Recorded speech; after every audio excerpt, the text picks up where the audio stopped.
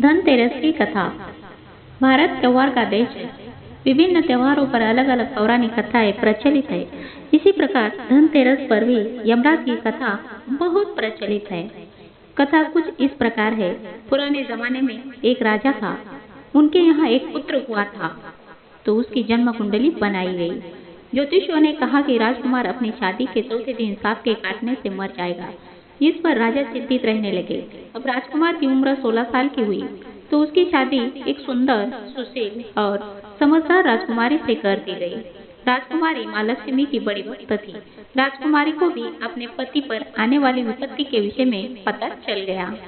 राजकुमारी काफी दृढ़ इच्छा शक्ति वाली थी। उसने चौथे दिन का इंतजार पूरी तैयारी के साथ किया। जिस रास्ते से सांप के आने की आशंका थी, वहां सोने चांदी के सिक्के और हीरे जवाहरात आदि बिछा दिए गए।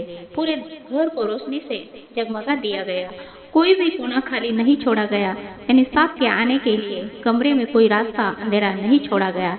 इतना भी नहीं, राजकुमारी ने अपने पति को जगाए रखने के लिए उसे पहले कहानी सुनाई और फिर गीत गाने लगी।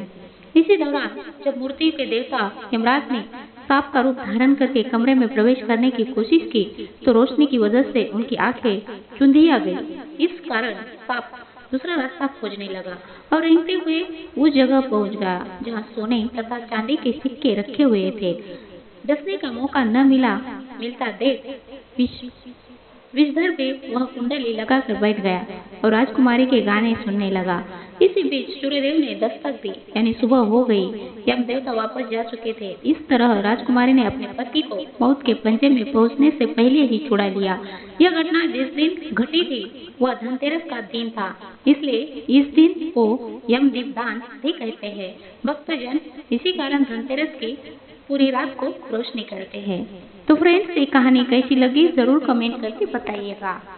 धन्यवाद।